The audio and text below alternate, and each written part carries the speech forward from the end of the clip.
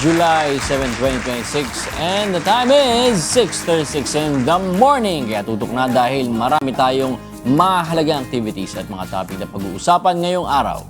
Kaya samahan nyo kaming matuto at mag-enjoy dahil mas masaya ang umaga dito sa Good Morning, Kuya! Una na sa ating listahan ng special guest na magtuturo sa atin ng proper riding technique sa paggamit ng motorsiklo para maiwasan ang pagiging kamote rider, pati na rin ang maaksidente sa kalsada. Kaya, huwag magpahuli sa ating mahalagang tatalakayin kasama ang ating guest from Ride Academy. Ganda yan, para walang kamote riders. At syempre, hindi naman kompleto ang self-care routine natin kung walang maayos na pagkain mga kasangbahay. At dahil breakfast ang most important meal of the day, isang masustansyang recipe ang ihahain natin mamaya para sa inyo. Kaya samahan niyo po ako mamaya, sabayan niyo ako mamaya sa ating paghahanda ng ating breakfast imnida. May imnida? Oo, kasi yun? Kasi clue yun. Alam niyo na kung imnida yun. Nida yan. Pero excited na ako sa mga topics natin today, lalo na yung pagdating dun sa ano natin, sa pagmamaneho, yung safe na driving. Kasi napaka-importante yan. Maraming marunong magmaneho, pero hindi safe magmaneho. Kaya tama. pwedeng madami yung mga kasama natin, yung ibang mga maayos nagmamaneho, doon sa mga medyo nagpapabaya, yung mga kamote riders natin. Kaya masarap mag-long ride, no? Lalo na kapag yung mga kasama natin o kaya yung driver natin, alam natin maingat. Ang sarap ng tulog talaga. Yeah. 'Di ba? Kaya may tanong naman ako sa inyo. Kung kayo ang tatanungin, saang lugar niyo ba gustong makapag-long ride? Uy! Ako, may sagot ako agad. Sige. Sagada, Imnida. Sure ka? Oo, gusto kong hindi ako yung magdadrive, pero kasama lang ako sa long ride. Sige. Papunta ng Sagada. Passenger princess ka na naman. Pero nakapunta ka na ba? Hindi pa. Kaya nga gusto kong magsagada.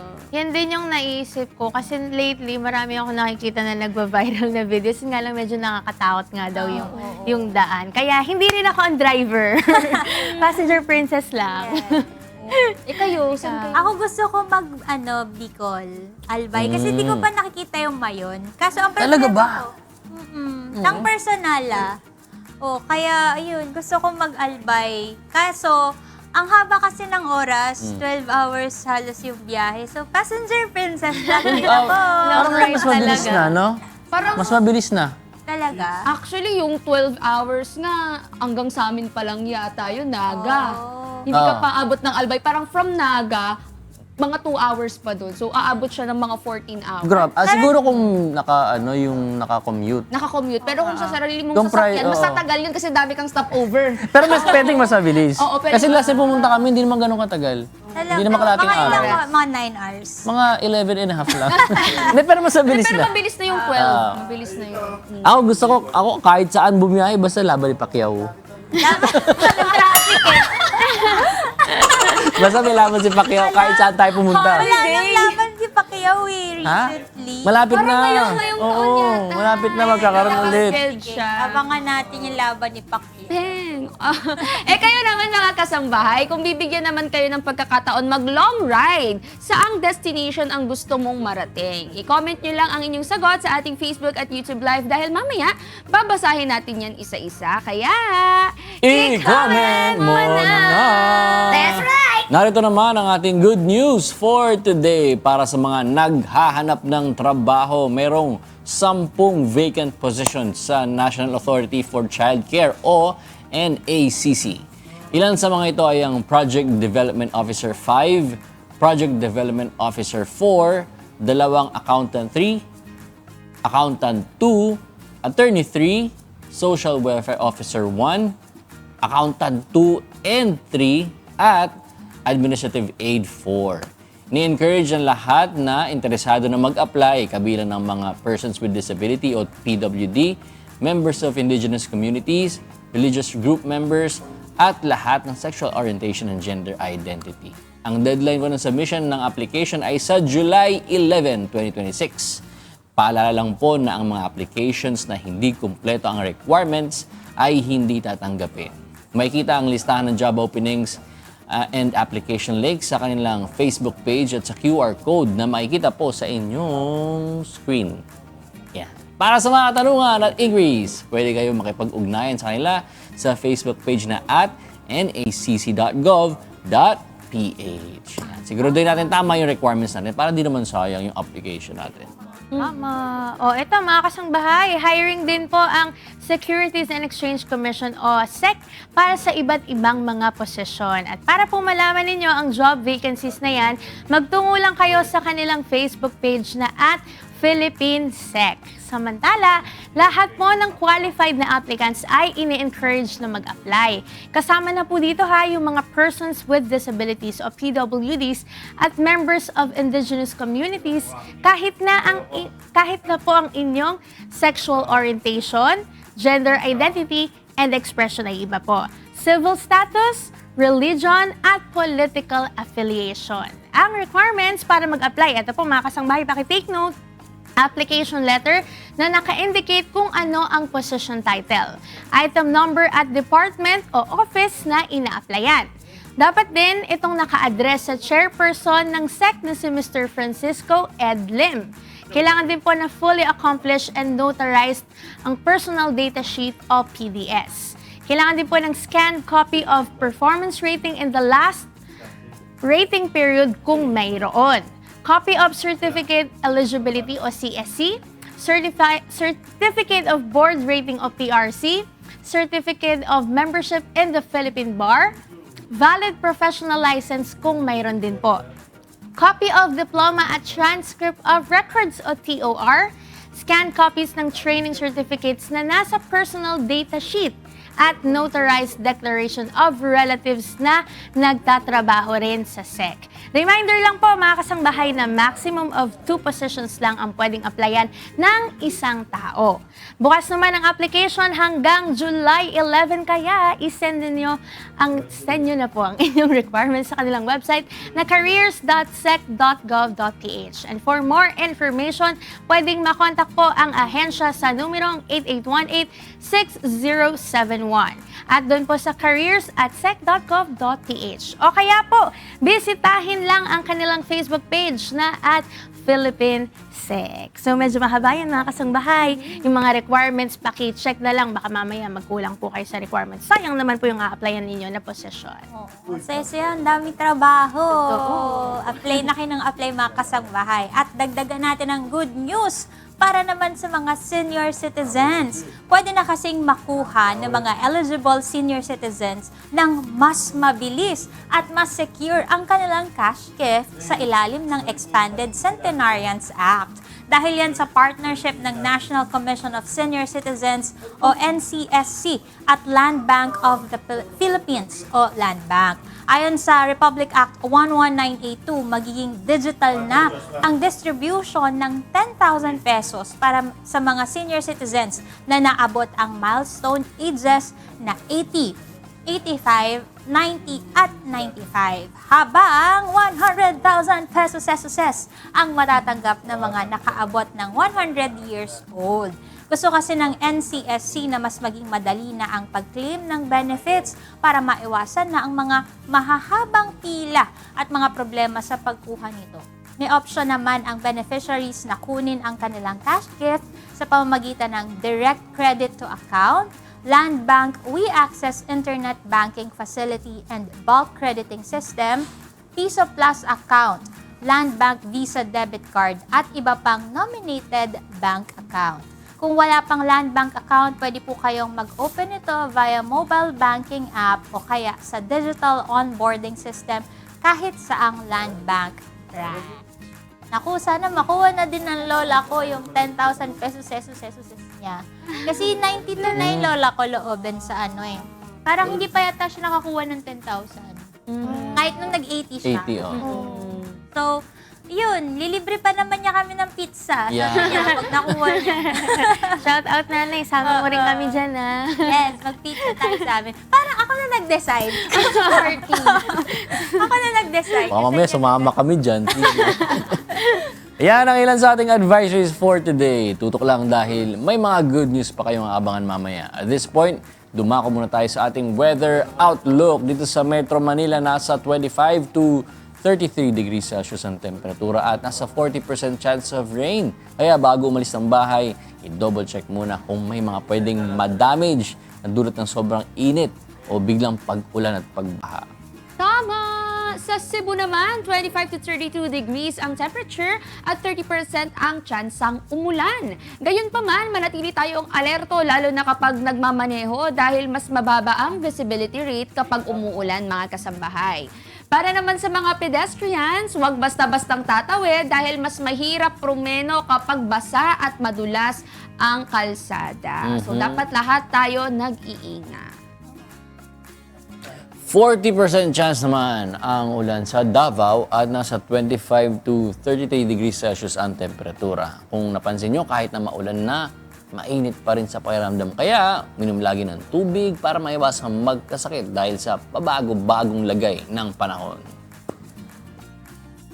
Kung nagbabalak naman kayo mamasyal sa Baguio City, nasa 18 to 25 degrees ang temperature with 30% chance of rain. Medyo malamig kaya ugaliin na rin ang pagbabaon ng jacket at saka ng payong kasi minsan madrizzle dyan sa Baguio. Yung hindi naman ulan, pero maambon, no?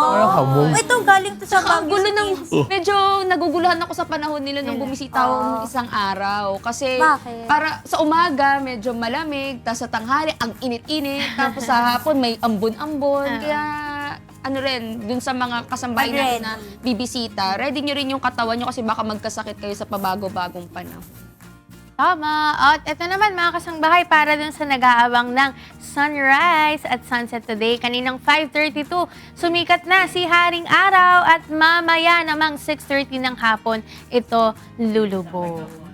Yes. O ito, para sa mga humabol na viewers sa live stream natin, i-share niyo naman sa amin kung bibigyan kayo ng pagkakataon na mag-long ride, saang destination ang gusto mong marating at bakit.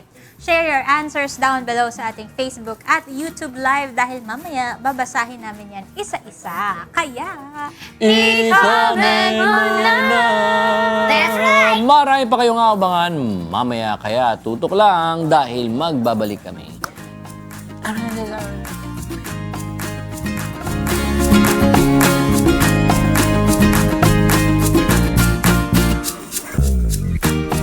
Nagbabalik pa ang Good Morning Kuya at isa na namang masarap. Masarap ba? yes!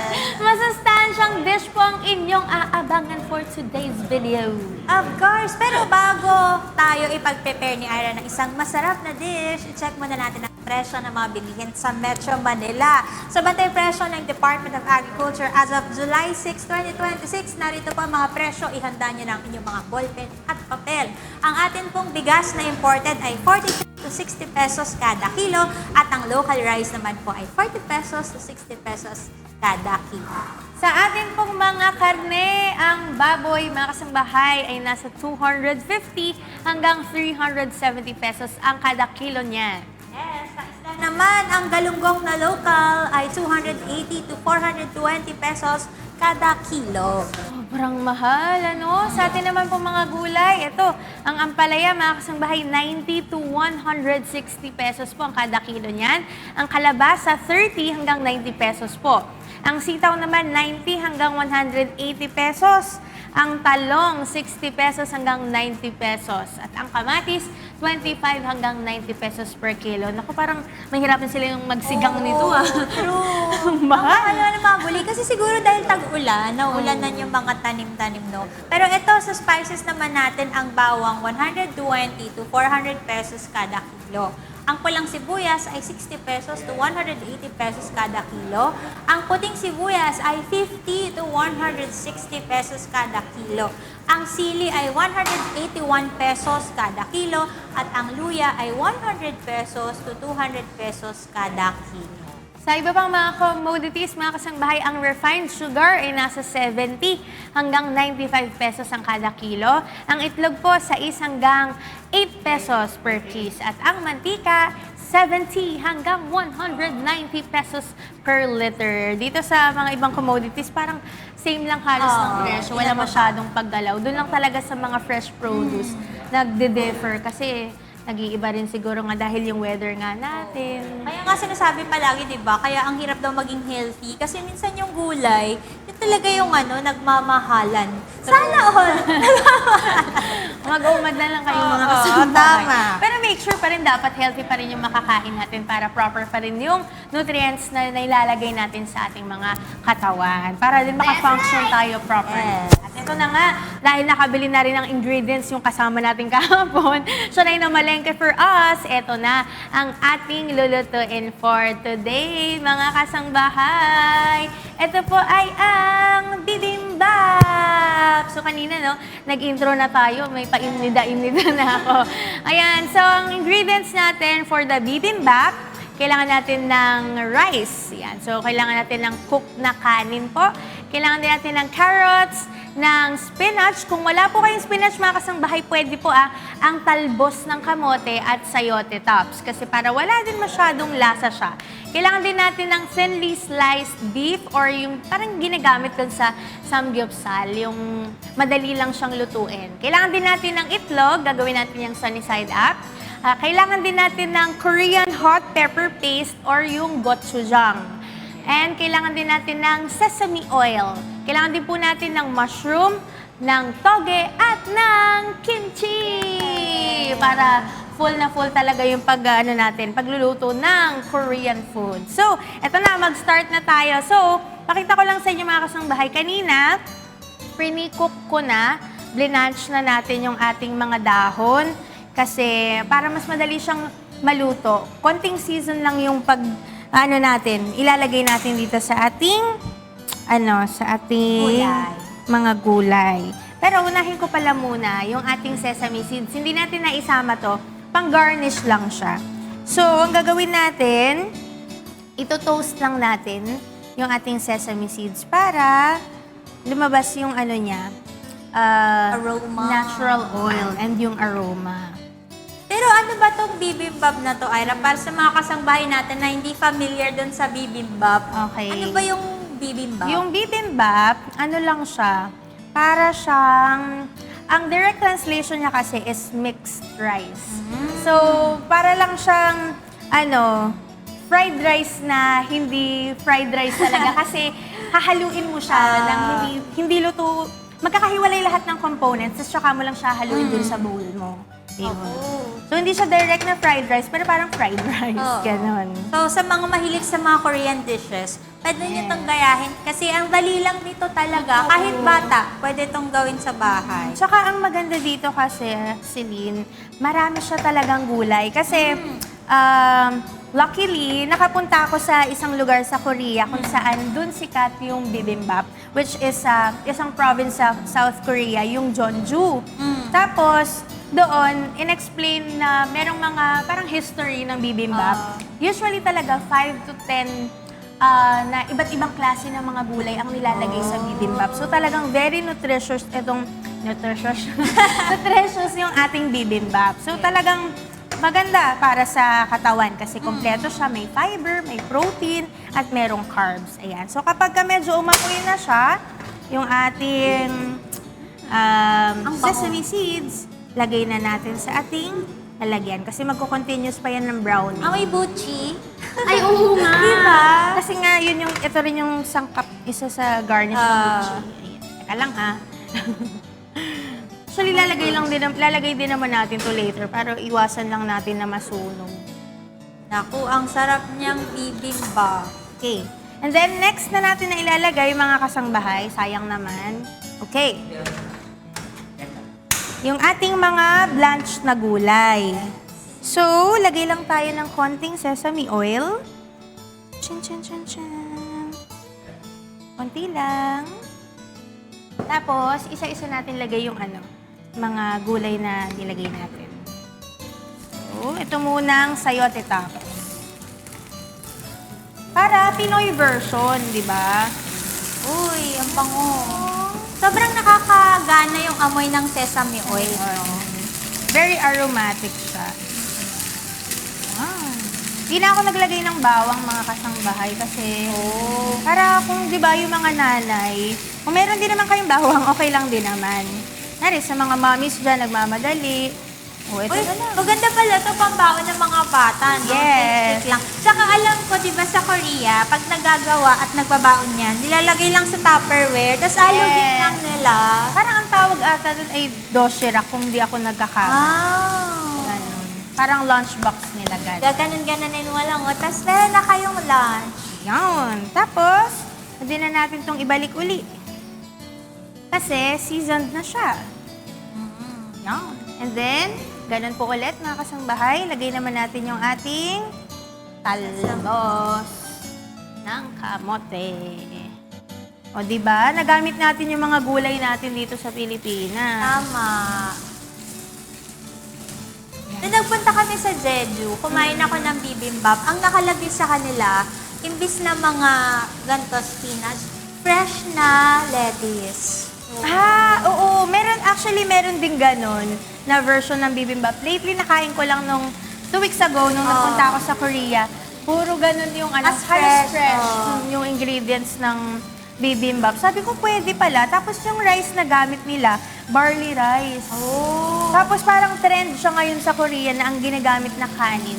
Barley rice. Ano lasa ng barley rice? Parang nga siyang may binatog. Oh. Ganun yung lasa.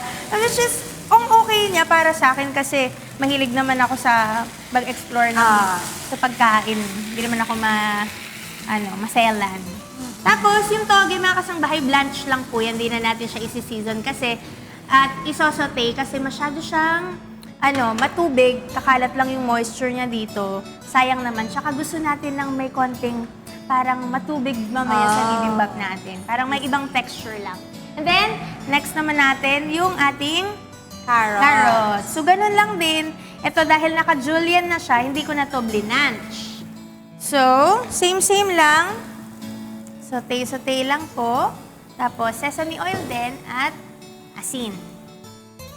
Ganun lang. Parang di tayo nagtatrabaho dito. Ganun lang. Gusto mo tayo maghalo? Ay, sige. Okay. Halugin natin. Ganun ka. Kala mo naman talaga. Alam niyo ba mga kasangbahay, yung mga niluluto ni Ira dito, ginagaya ko yun sa bahay namin. Ano yung last na iluto? Niluto ko kahapon ay minestrone. Tapos nakagawa na rin ako ng pesto. I'm so happy. Congratulations! Yun. Madali lang naman kasi, pinapadali natin mga kasangbahay. Kasi dati nga, sabi ko sa inyo, hindi naman talaga ako marunong magluto. Hindi nga ako marunong magsaing. Pero nang dahil sa, ayun, may mga nagturo lang din sa akin. Tapos, nagustuhan ko talaga kung paano magluto. Natutuwa ako sa mga ingredients, natutuwa ako kapag natutuwa yung mga kumakain nung nailuto ko. So, ayun. Sabi ko, sige na nga, padiliin natin. Tama. Kaya kung kaya ko mga kasangbahay, kaya niyo rin. Okay, sige po. Lagay na natin dito yung carrots natin. Kasi hindi ka kinakain, hindi naman ang hilaw yan. Yan. So, next naman natin yung mushroom. Okay, so ganun lang din po mga kasangbahay. Asin at paminta. Pwede din dito yung shiitake, di ba? Yes, Na actually mas mushroom. okay kaso kahapon. Wala kasi. Tapos lagay lang tayo ng konting soy sauce. Yan, para lang may extra flavor. Sabihin nyo naman, di masyadong bland. Diba? Ganun lang. Then after natin masaute yan, eto na mga kasangbahay. Lulutuin na natin yung ating Lalagay char. naman natin ito. After po natin maluto. Ano ba yung palatandaan para malaman na okay na tong mushroom? Actually, luto na rin yan eh. Luto na to. Pagka yung mga canned na mushrooms, usually, sa pagkakaalala ko, sa mga naaral namin, meron siyang process kasi ng canning. So, naiinitan din siya, tapos para ma-preserve siya sa longer na shelf life. So, eto, safe na siya kahit konting mga 30 seconds, lubog mo siya sa mainit na tubig or masaute mo siya, okay na siya. Pwede na. Dito na lang natin ilagay. Okay? Excuse me. O, diba? Dali lang, mga kasangbahay.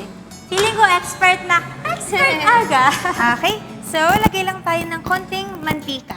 Di muna natin lalagyan ng sesame oil kasi baka masunog at this point ng sisir natin ng ating baka. Pero meron na tong halo na konti dun sa meat natin. Yan. Para lang kayong magluluto ng tosino. Hayaan nyo lang siyang mag-brown. Medyo matalsik lang po. So ito mga kasangbahay, ang seasoning lang nito, oyster sauce, saka konting soy sauce, and black pepper. Kung gusto nyo lagyan ng konting sugar or honey, pwede din ito.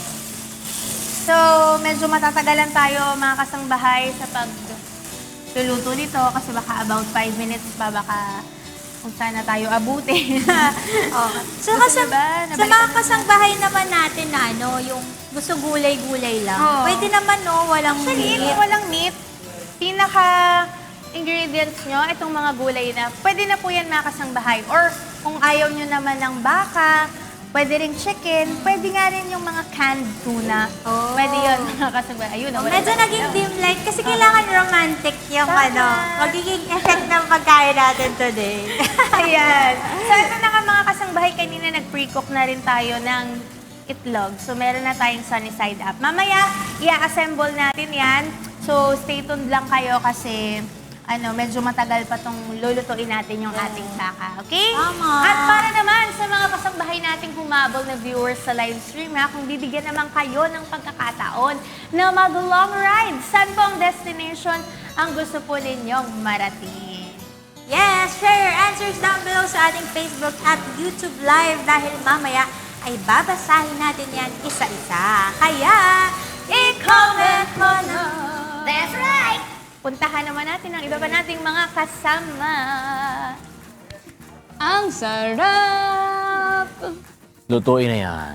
Pero ano mga kasabay ngayon sa Pilipinas, parang feeling ko yung motor na isa sa mga pinaka-popular na paraan, mode of transportation, mas marami na pagka nagbumabiyahe tayo. Parang mas marami ka na nakakasamang motor kaysa sa mga sasakyan, di ba? Pero dahil tag-ulad na, mas delikado ang mga kalsada. Kaya para turuan tayong maging mas responsable at ligtas sa kalsada, kasama natin today sina Coach Edsel Venco at Hali Tugade from Ride Academy. Good morning po, coaches. Good morning. Welcome po sa Good Morning, Kuya. Thanks for having us. Coach, please introduce yourselves po sa ating mga kasambahay. Ako po si Edsel Venco. I'm the founder of Ride Academy and we promote rider training to improve and to make riders safer pagka sila'y nagra-ride sa ating kalsada. I'm Ali Togade, one of the coaches here in Ride Academy as well. And yes, thank you for having us.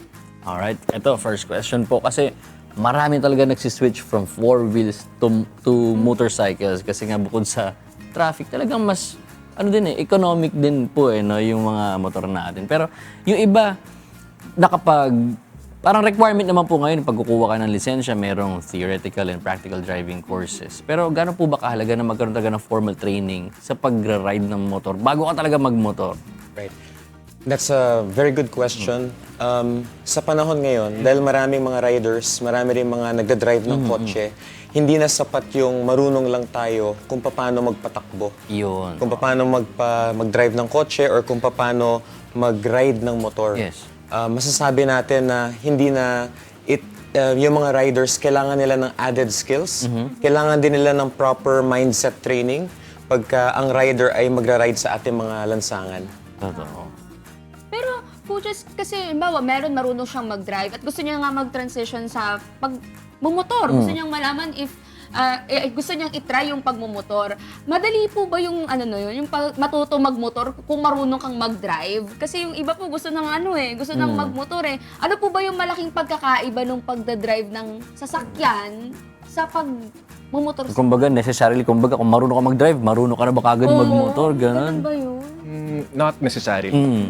So may advantage if marunong ka na mag-drive, especially ng manual. Alam mo yung pakaramdam ng pag-manage, pag-cambio ng gears. Ang main difference, balance.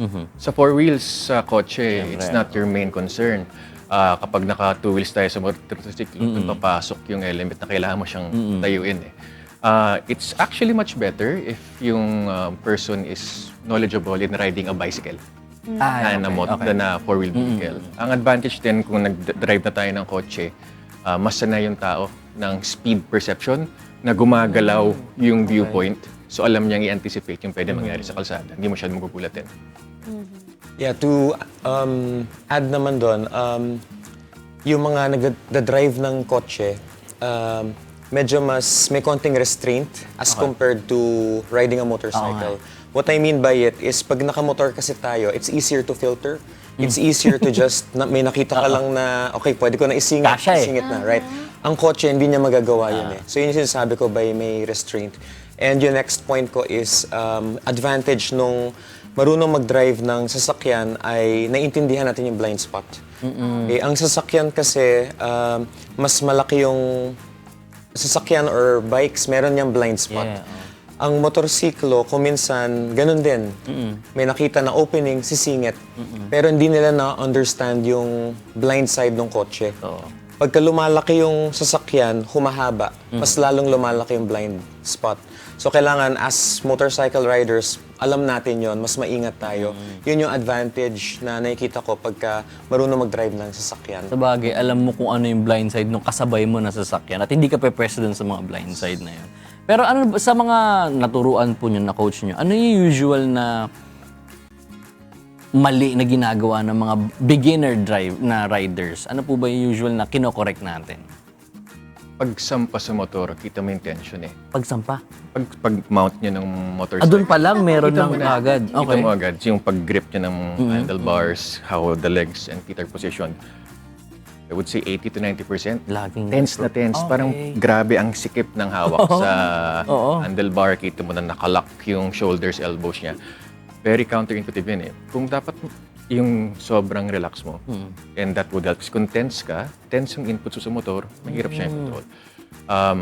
It's common kasi may takot, mabigat yung motor, takot tumamba, so the body tenses up. Also, common points for improvement, mata. So yung target fixation, kuwari may poste dyan, dun tututok. Sa poste. Yung tutok. Kasi gusto niya iwasan eh, pero titignan niya yung poste. Instinct kasi natin as human Yeah, beings to focus on the danger. Sa motorsiklo, baliktad. Kailangan mo yung hindi siya tignan and look at where it's safe. Ayun. Kasi look where Okay. you want to go. Okay. Look kung saan safe at dun ka dadalhin. Yung sa akin naman, common mistake ng mga nagsisimula sa pagmumotor, tulad na sinabi ni Coach Hally, yung tension. Yung tension na yun, natatranslate sa control ng bike. So, ang nangyayari, kung minsan, meron tayong throttle, meron tayong brake for automatic. For manual naman, meron tayong clutch. So, maaaring tinatawag natin na whiskey throttle or yung biglang mapapagas yung motor, tapos nawawalan sila ng control sa ano. So, we have strategies how to manage that to bring it down to a very, very bare minimum. Yung pangalawa naman, preno. Ito kasi malapit na preno yung front brake. Marami mga riders na sinasabi nila sa tropa nila, o what, huwag mo gagamitin yan. Yun na nga. O delikado gamitin yan. Ba't nila sinasabi yon? Kasi sumemplang na sila gamit yung front brake dahil tensionado sila. So yun din yung experience na i-share nila sa tropa nila or sa kaibigan nila. Whereas sa amin, tinuturo namin na yung front brake ng motor, yan yung magliligtas sa'yo. Kailangan maging master ka nung braking ng bike dahil yan yung mag-i-increase ng confidence mo as a rider. So, our slogan is smooth is safe. So, smooth yung pag-apply ng controls. Yung main control ng bike ay yung rider. So, we teach the proper mindset para the main control of the bike is also smooth sa motorcycle. So, yung motorcycle becomes smooth naman dun sa control, which is the rider. Oo nga naman. Parang naisip ko nga, dapat nga, bago ka umandar, alam mo rin kung paano ihinto ng tama. Hindi yung puro andar lang. Nung nag-aaral ako niyan, yan din yung problema ko. Bigla akong pumipitik nako. eh. Talagang nakakatakot. May pitik ka pala, Ako may pitik, gumaganon din talaga siya eh. Para po dun sa mga kasambahay natin na gustong matuto talaga ng pagmumotor o kaya gusto nang makakuha ng lisensya, para po dun sa mga kukuha ng driver's license, sapat na po ba yung matututunan nila sa training o kailangan talaga magkaroon pa sila nung skills na dapat matutunan naman nila sa roads? Right. The reality is, based from our experience, hindi sapat yung meron tayong lisensya Okay. to measure that as a level of competence na okay na ako, pwede na akong mag-drive ng kotse, pwede na ako mag-ride ng motor. Para sa amin, dahil maraming kumukuha ngayon ng license, maraming nagra-ride ngayon ng motor dahil nga it's more economical, kailangan ng added training ng mga riders. So whether it be kahit sa ang school, kailangan mag-i-invest ng time and energy ang mga riders para equip sila to have the mental skills and the physical skills para maging ligtas at safe sa kalsada. At lalo na ngayon more so, dahil tag-ulan na po, lalo na ngayon, no, basa yung kalsada, mahalaga talaga na mas ma-equip nga yung mga riders on how to protect themselves, pati yung mga kasabay natin sa kalsada. Pero ano po ba yung mga magandang reminders o kailangan malaman ng mga riders natin ngayon, lalo na tag-ulan na? Well, ganun din naman siya eh. Hindi ganun kalaki yung difference ng technique when you're riding in the rain or wet conditions. Ang emphasis lang is smoothness. So, huwag kang bigla ang pipiga kasi baka dumulas yung gulong mo.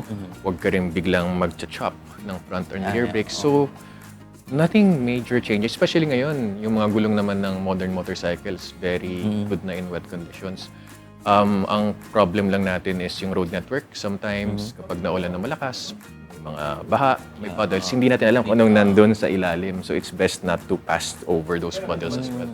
And naturally, madulas din yung kalsada due to oil na nagli-leak sa kanya. So, doon tayo dapat aware. And ultimately, don't be tense, relax more, and more smooth inputs. Yun talaga yung Pero trick. mga coaches, may factor ba na kilala mo rin yung or gamay na gamay mo yung motor mo sa mga ganyong pagkakataon? Yes, it's very important. Sobrang halaga nun. In fact, tinuturo namin na yung rider, kailangan kausapin or you have to communicate with your motorcycle. Ang motorcycle kasi, iba-iba yung characteristic niya. So, the controls are the same, like the hardware, same yan. Ito yung throttle, ito yung brake. Pero yung preciseness, tsaka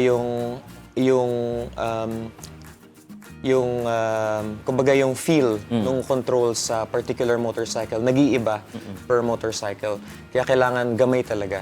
And yun yung enhancement program namin, wherein yung mga students, meron na silang bike, kaya nila i-ride sa aming venue. So, ang pinaka-overlying theme nun is master your machine. Tama. Even if it's the exact same motorcycle, magkaiba yung feel niyan. Pwede Bumibiga din, ka yung controls, may differences. Kaya kailangan we always respect nga yung machine na hindi naman porket marunong ka nang mag-drive, nakapag-drive ka na ng motor, lahat na ng motor, kayang-kaya masyadong May adjustment tiwala. period. Merong adjustment period. Kailangan aralin mo pa rin. Ayun. O, yan lang muna yung mga tips natin, no, mga kasambahay, para di tayo ma-overload ng information. Kasi ako na hindi naman nagmumotor, medyo nagugulat pa ako sa mga nangyayari. Pero, marami pa silang tips na ituturo sa atin mamaya. Kaya abangan nyo lang yan. Kaya to learn more and mas maging ligtas sa pagmamaneho, stay tuned lang dahil magbabalik pa kami.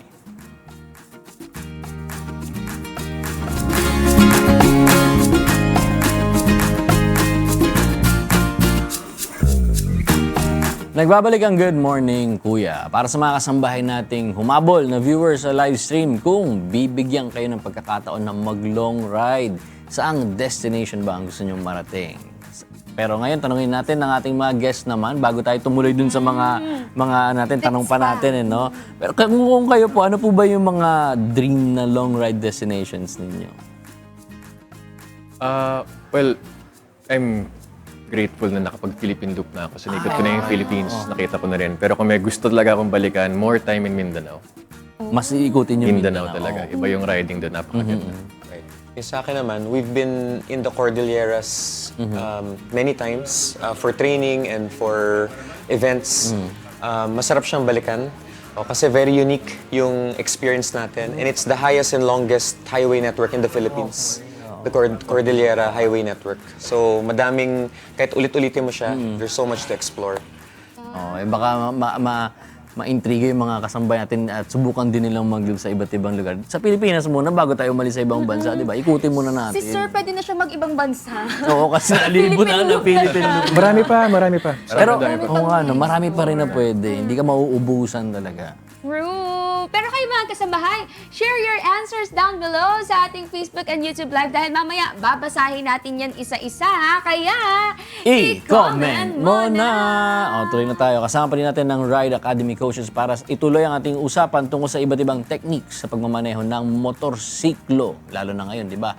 Tag-ulan na. Kaya tanong natin, kapag umuulan po at madulas ang kalsada, paano po ba, may changes po ba dun sa mga pagpreno natin, sa pagliko natin, para naman safe pa rin tayo mag-drive kahit na basa ang kalsada ngayon? Do everything slower and earlier. Slower, okay. So, Talagang magbagal na lang tayo. Mm-mm. So you need to account for the loose surface. Kung ano yung braking distance mo pagtuyo, ibang-iba pagbasa. So you have to slow down yung acceleration mo, dahan-dahan ang piga. At kung pepreno ka, mas maaga. And allow for more distance dun sa vehicle mo and yung vehicle in front.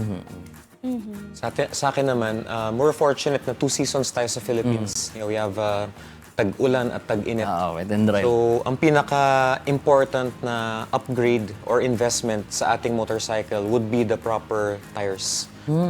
So, meron tayong mga gulong Okay. na can do both tag-ulan at tag-init. Okay.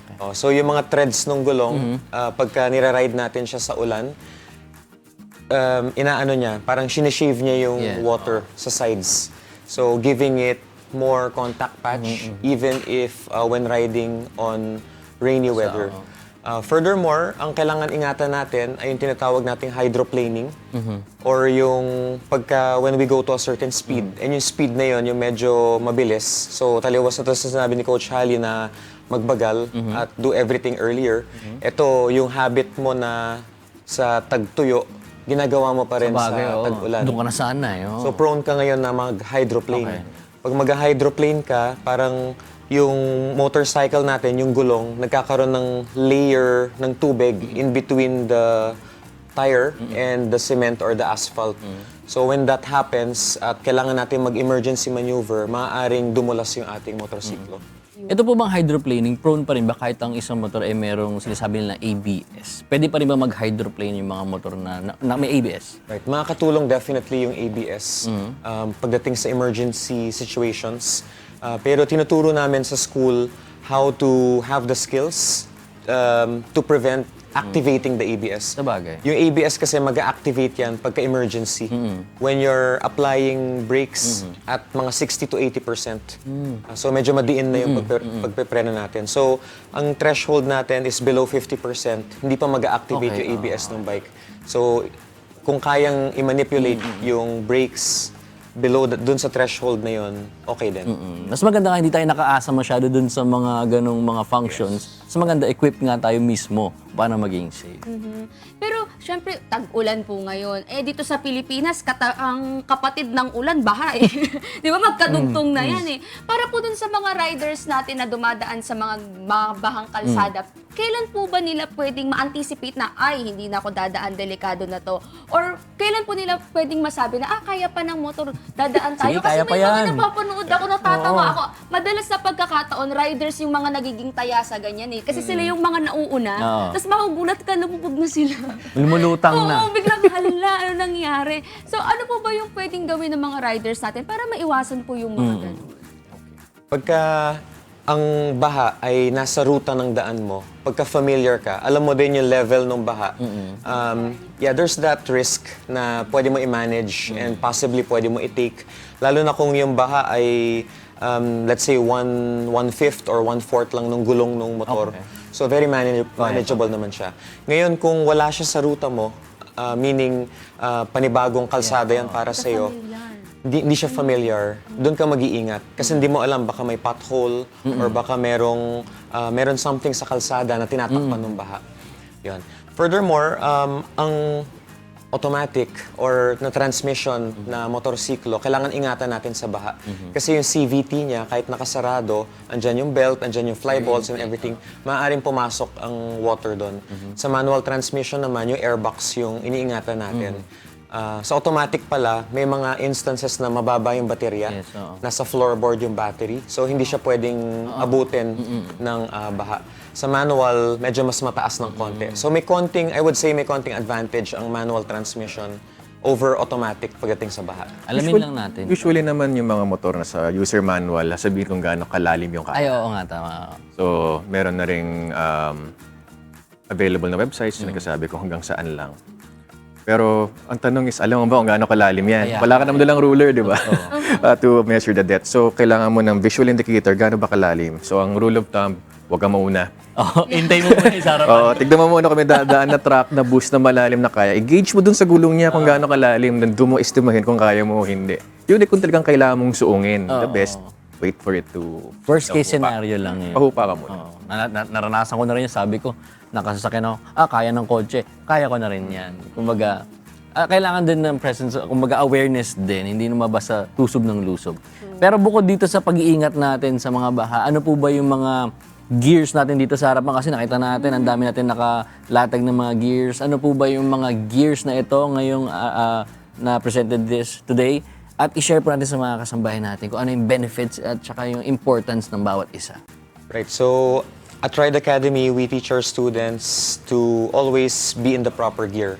Tinatawag natin na all the gear, all the time.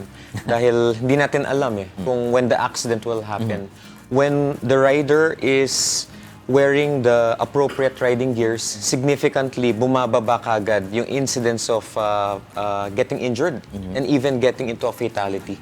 So investing in the proper riding gears is definitely a good investment. Chali, maybe we can... By law, helmet. Helmet, syempre, hindi Number naman one. pwedeng wala. Meron Una. tayong malaking misconception na dyan lang naman ako, bili lang ako ng Yes, suka, oo. hindi na kailangan. Most of the accidents happen within a 2-kilometer radius from your place of residence. Bakit? Komportable ka eh. Siya Relax naman ka eh. kampante. Kampante. Yeah. So yung utak mo, hindi activated yung risk management. Relax ka eh.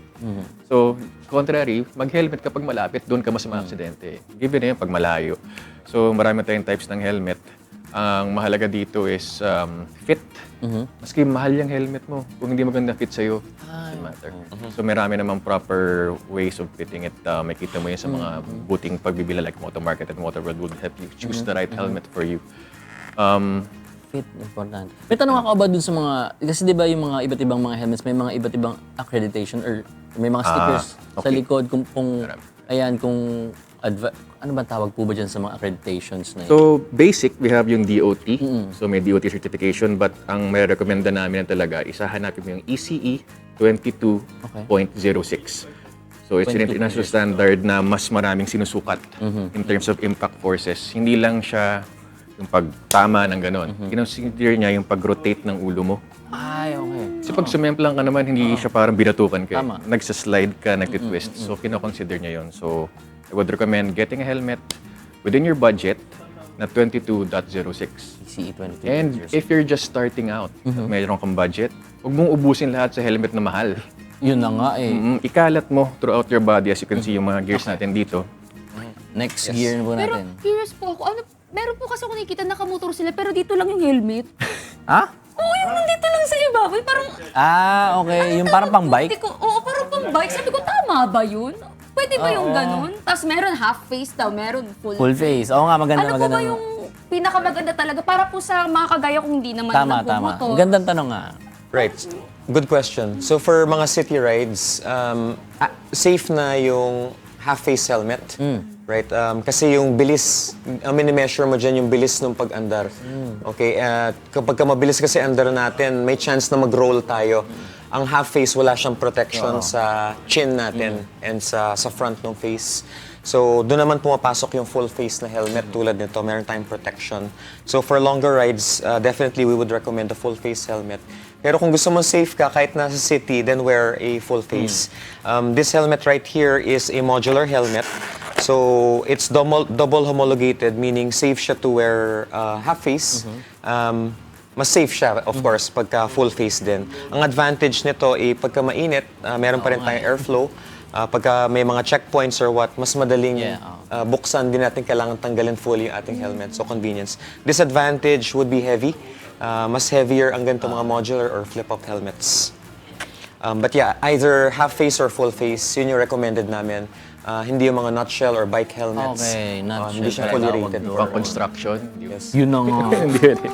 Kasi may nakikita pa rin ako na nagkaganon. Sabi ko, advisable ba yung mga ganon? Right. Also, kailangan ng visor or ng ganitong plastic shield sa harap.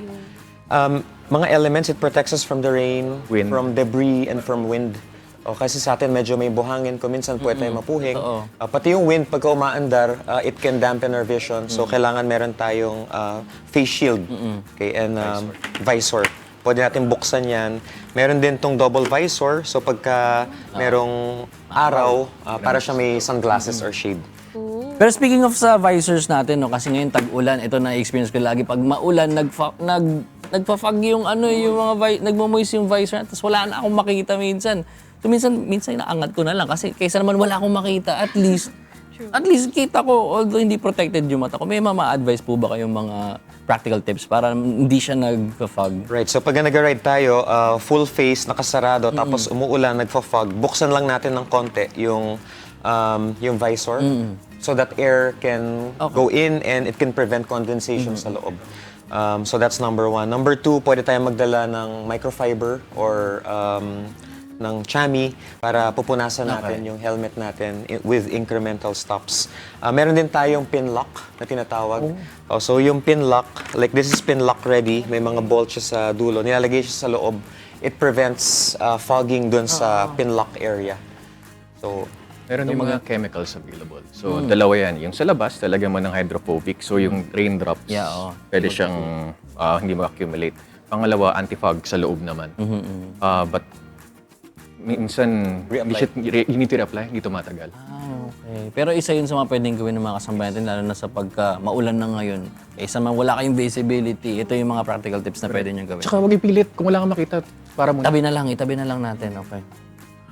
Sige po, moving on, ano po ba ibang gears natin? right. So, meron tayong mga additional gears. So, this is called the base layer. Sinusuot to sa loob ng ating riding jersey.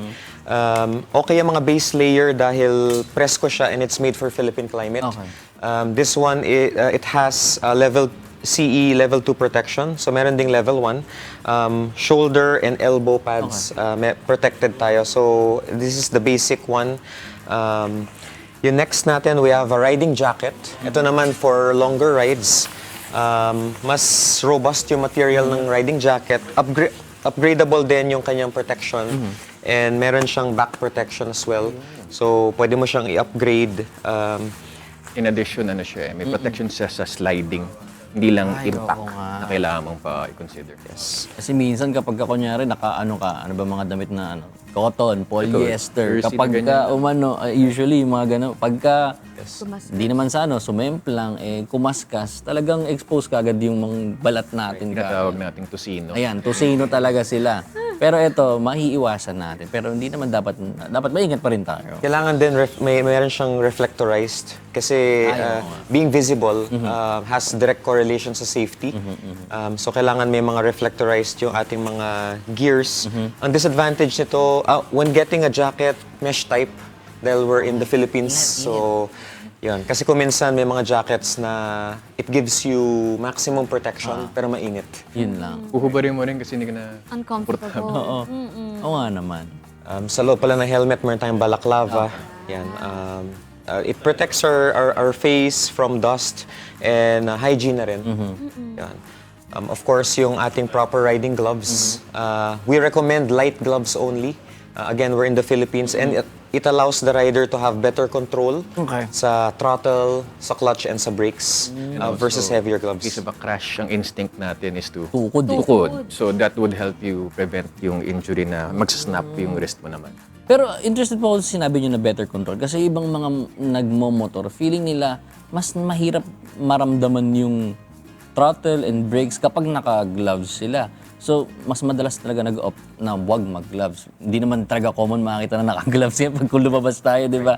At usually, ibang mga gloves na ginagamit nila, yung parang ganito rin po yung mga tela. Kasi kailangan mag-phone during So, may mga, yung fingers exposed. Oo, yung mga fingers. Ano po ba talaga yung bakit benefits? Or paano po natin mababago yung nila, yung mindset nila na at ma-engganyo natin sila na mag-glove, proper gloves talaga. Right. Ito mga full finger gloves na to, these are actually touchscreen ready. So, yeah, you can manipulate your mobile device. Okay. Pero meron din kasi tayong batas na sinasabi na hindi allowed ang rider to manipulate cell phones or to use a cell phone. Meron tayong anti-distracted driving and riding act of 2016. So, meron tayong mga intercom. So, pagka may tatawag, isang press of a button, Yeah, no. we can answer our calls.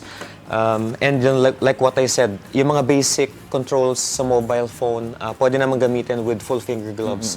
Yung full finger would be more beneficial in terms of safety and protection versus yung half finger or versus yung wala tayong suot na gloves. Yeah, kasi kailangan natin yung kamay natin eh. Yung kamay natin, it gives us precise control sa bike. So, of course, kung wala tayong gloves, you have full precision at the expense of safety.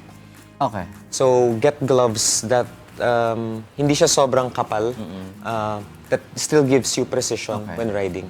Kailangan sukatin, hindi yung basta bibili ka. Fit din parang Fit pa rin, parang helmet. Okay. Right. Lastly, Yeah, and then we have itong pants na suot ko, these are riding pants. Meron din siyang CE level 2 protection. Meron pala. Yes, meron din siyang hip protection kasi kung minsan we land on our hips, so meron din siyang foam doon. Pero ang maximum protection sa ating tuhod and leg would be a knee brace. So a knee brace, it allows extension and flexion ng ating tuhod. So unrestrained yung movement ng ating tuhod. Yung kasi yung movement ng tuhod natin eh. So hindi siya mahirap suotin. Komportable din siya. Yes. And it provides full protection dahil more than half of motorcycle injuries happen from the hip going down. pero last na lang mga coaches as coaches, kung may isang mensahe kayo para sa mga bagong rider at maging dun sa mga matagal na nagmamotor, siklo, ano po yung gusto ninyong ipaalala upang makauwi naman sila ng ligtas sa kanilang pamilya araw-araw na bumabiyahe sila? Sige. Let's be, let's not deny the fact that riding a motorcycle is the most injurious activity you can do. It is the leading cause of death in persons aged 5 to 29 ayon sa Department of Transportation. Every day, there are 86 people na na-aksidente in the Philippine road system. Mataas ang rate of accident, the chances of it happening. But if you think about it, may correlation dun eh. Karamihan, if not all of the accidents na nangyayari ngayon, walang proper training at value supervision. It starts with that. Hindi sapat na nagpaturo lang tayo sa isang kaibigan, kamag-anak, and consider yourself ready for the road. It's also a mind thing. Coach Eichel could be more eloquent in describing the respect and the values behind it. Pero ang point is, mag-ingat tayo hindi lang para sa sarili, para sa pamilya, and para sa mga kasama natin in the road networks as well. Yeah, sa akin naman, yung pinaka-word na gusto kong pabaon sa ating mga viewers ay respect. When riding the motorcycle, we have to respect the motorcycle so that the motorcycle will also respect us. Kasi nga, you have to communicate with the motorcycle.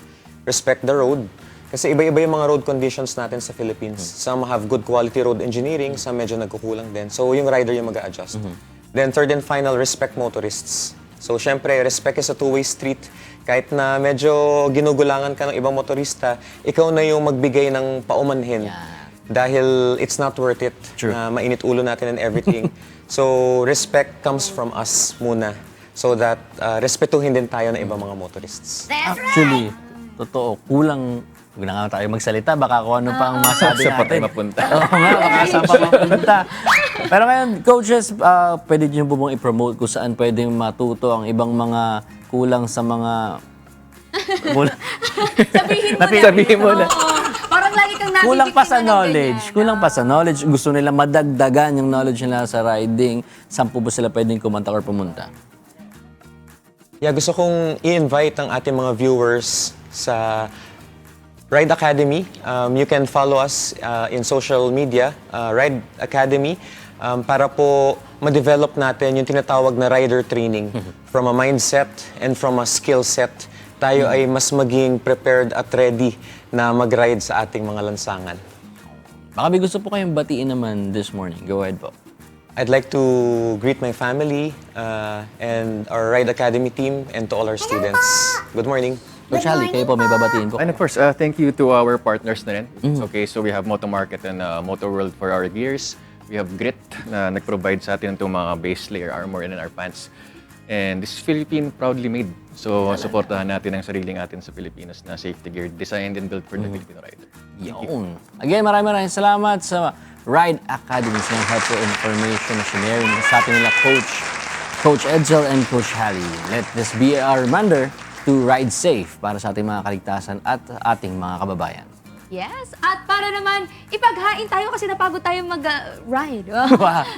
Ipagluto tayo ng almusal. Puntahan Ayan, naman natin oo. ang ating munting kusinera at ang ating hindi na munting kusinera, si Lynn and Ira. Yeah. Eto lang nga ang update sa ating breakfast na handa na ni Ira, yung mga ingredients ng bibimbap natin. Kaya, ipe-plate na natin siya. Ito yung maganda sa bibimbap. Paganda siya, di ba? Pag piniplate. Hala, na-pressure ako. Parang kailangan ko pa ng Galing isang mo. bowl para makapag-plating din si Celine. Ay, Dali. sige. Kasi Bigyan niyo magaling rin ako. mag-plate si Celine eh. So, start tayo dun sa pinaka-una nating ingredient here. So, mushroom. Lalagay nyo lang, ganyan. Dedesignan nyo lang yung inyong mga bowl. Let's be generous sa mga... Siguro dito ako sa mini. Kasi ang laki Maliit. nito. Ang laki nga. Wala bang yung mangkok lang? Opo. Yung ganito. Yan. Tapos, lagay din tayo ng carrot. Pero okay lang mga kasambay, kahit di masyadong maayos. Kasi imimix-mix nyo din naman niya mamaya. Gusto mo lang talaga maganda yung itsura niya pagka i-present mo. Tama. Ito na. Lagay natin yung talbos ng kamote dito sa kabila. Down. And then, baka magkalimutan tayo sa sa kimchi.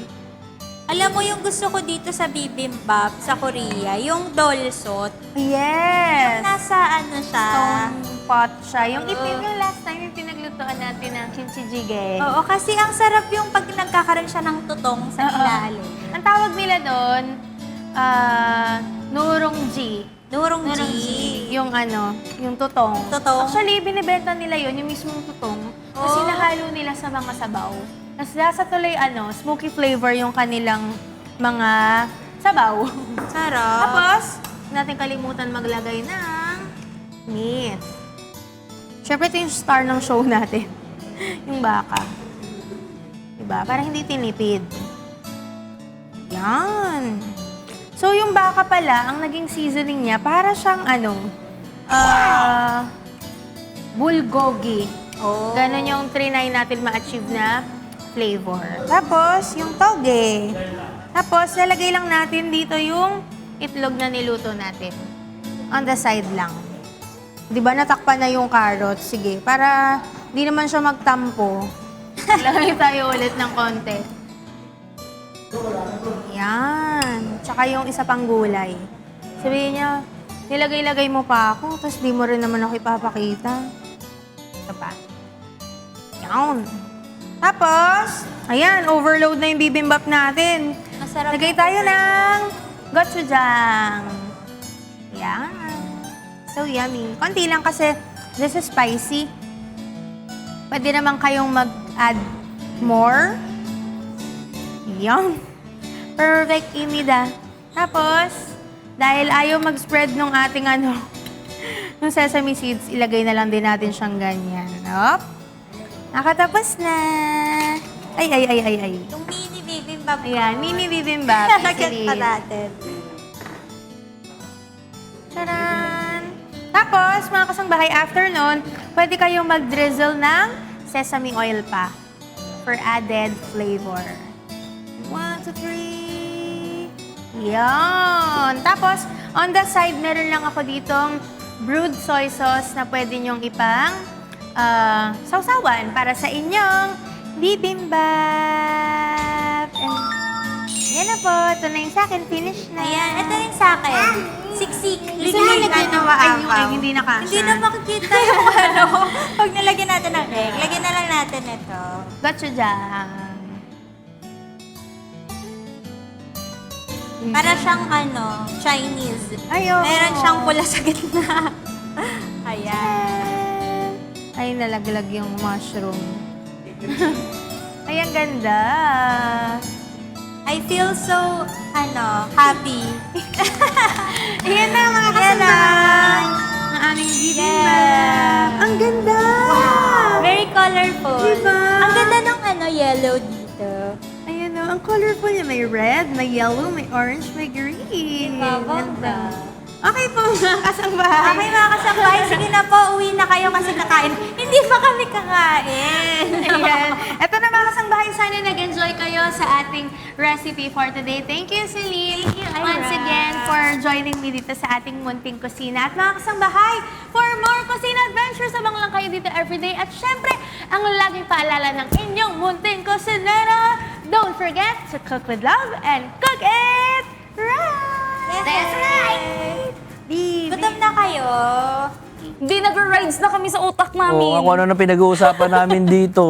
Pero bago pa tayo mapunta sa kung saan, mga kasambahay, shoutout po muna sa lahat ng naka-tune in ngayon sa ating YouTube and Facebook account. Kanina tinanong natin sila kung saang destination ang gusto nilang marating kung bibigyan sila ng pagkakataong mag-long ride. Narito po ang ilan sa kanilang naging sagot. Sabi ni Justin De La Cruz, para sa akin, Batanes. Kumbaga, okay lang na mag-eroplano muna tapos rent na lang ng motor para makapag-long drive doon habang nililibot ang mga pasyalan. Maliban kasi sa walang traffic, ay napakaganda ng Tanawi.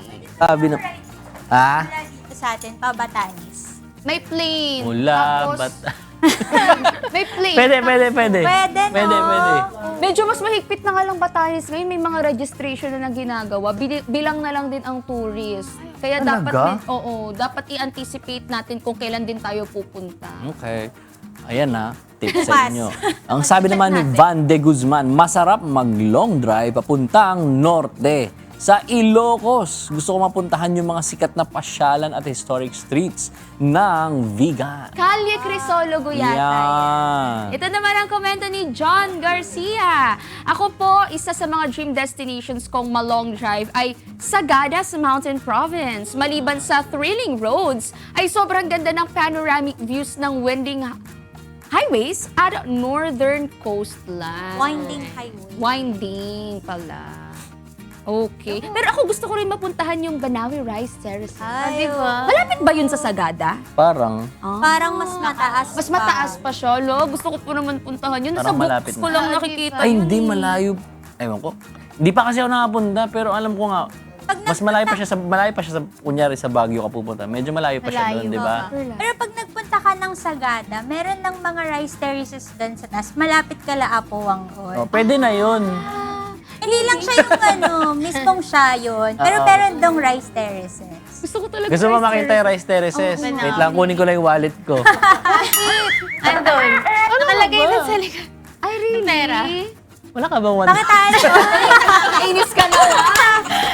Hindi kasi naka-iwalay. Wait lang. Meron pa ba? Baka iba na yung design. I'm not sure. Hindi Iba kasi na ako ba? nagkaka 1K eh. Bigyan mo ako 1K para malaman. Wala, iba na yata yung art ngayon sa 1,000. Ang naalala ko yung meron pang rice terraces. Oo, kasi lagi ko lang siya sa Sige na nga. storybook. Napalitan ng agila. Agila diba? na. Eh, yung likod. Yung likod. Hindi ko na maalala. Hindi kasi wala sa pera. Mga kasambahay, magpadala nga kayo.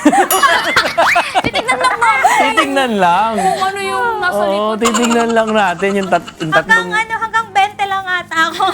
Then Yung point pa. naka-e-wallet na kasi yung mga kasama namin. Kaya, hindi may mga pera yan. You're saving us, ha? Thank you for that, Ira. O eto, dito naman, okay lang kahit wala kayong dala. Sa MCGI Diagnostic Center and MCGI Charity Centers, ito po ang ating schedule sa MCGI Diagnostic Center sa MacArthur Highway, Barangay Sampaloc, Kapalit, Pampanga. Ang registration time ay from Monday to Thursday ay 10 a.m. to 12 p.m. Pero pag Friday po, 5 a.m. to 9 a.m. Ayaw mo ba? Ay, hindi ko nakita yung pangalan ko kasi. Sorry. Ito naman ang weekly medical vision natin sa Barangay Doña Orani, Bataan. Every Monday naman yan. Ang registration time ay 5 a.m. to 9 a.m. Yun, may charity center din tayo sa Valenzuela City. Mga kasangbahay, located yan sa number 22 T. Serrano Street, Marulas, Valenzuela City. Open naman yan every Monday at ang registration time ay 5 a.m. to 9 a.m. din, mga kasangbahay. At ang ating MCJ Charity Center sa Parañaque City sa 4th floor, 88 Square Mall, Barangay San Dionisio, Parañaque City. Every Tuesday po yan. Ang registration time ay 5 a.m. to 9 a.m. Meron din po tayong MCGI Charity Center sa Quezon City. Nasa number 35 Reliance, Barangay Nagkaisang Nayon, Quezon City. Bukas po sila every Wednesday, mga kasambahay. Ang registration time po dyan is from 5 a.m. to 9 a.m. At ang MCGI Charity Center natin sa Davao del Norte na nasa Acaso Compound, Barangay Apocon, Tagum City, Davao del Norte. Every Thursday naman po yan. At ang registration time natin ay 6 a.m. to 11 a.m. And of course, ang ating MCJ Clinic located sa number 141 E. Rodriguez Avenue, Marikina City na open po every Friday at ang registration time po dyan mga kasambahay nagpapasimula ng alas 5 ng umaga hanggang alas 9 po ng umaga. At para updated kayo sa ating mga good news at inspiring stories, huwag kalimutang mag-follow and subscribe sa UNTV News and Rescue at Good Morning Kuya social media pages. And we would like to... I would like to thank pala. Thank you, Doc Jack Mendoza of JE Dental Clinic. They provide cosmetic, orthodontics, and general dentistry. JE Dental Clinic will help you achieve your healthiest and most beautiful smile. For inquiries, visit their Facebook and Instagram page or visit the clinic at 161 in 1/3 floor, Bansalang Street, Veterans Village, Quezon City. Contact number is 091-7312-5742. Yan, binabati ko lang ng happy birthday ang aking tita, si Mama Lucia, at good morning sa aking mommy, sa aking daddy, at kayo na. Salamat Good sa morning dress ko, po. Monica. Love you.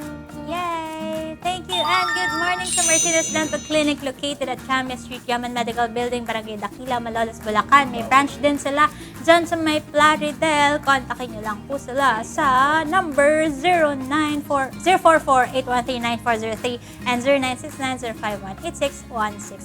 Thank you, Dr. K. Chris Martinez Rota, for taking care of my pearly whites. Martinez Dental Clinic, we make your dreams smile possible. Good morning sa aking Mamsi. Hello, Mamsi! Good morning kay Mama Gracie, Kuya Zay, kay Zia, kay Brother Nati, kay Lola Cela, Lola Del, Lolo June, sa Trabalio Fredehas family, sa Kila Outdoors. Good morning! Pagbati mula kay Tini, ang inyong binibi. Oh! Bye-bye. O tara na, alis na tayo. Okay na, aandar na. Sabi ko si Tini, no, dalagang-dalaga na yung itsura. Ayoko na nga kung saan sa tayo napupunta. Ayan na, ayan na. Ayan siya. 2 minuto kang ngumiti. Close up nga ulit kay Tanggal Tini. yung angas ko eh. Bakit ng dress? Napakaso. Pwede makamukha ko yung nanay ni Wednesday Adams. Napaka-soft niya. Baka maniwala. Dahil may 2 minuto pa tayo. Kay Daddy Dan, tsaka kay Mommy Beth. Good morning! Ito na po.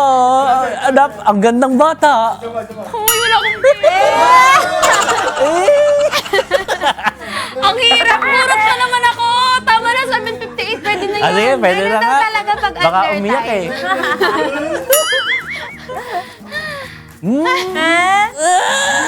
Maraming salamat sa pagsama sa amin this Tuesday morning. Sana ay natuto at na-inspire kayo na i-prioritize ang ating kaligtasan at kalusugan. Kaya kung nabitin kayo, samahan nyo kami ulit bukas for more good vibes dahil mas masaya ang umaga sa Good Morning, Kuya!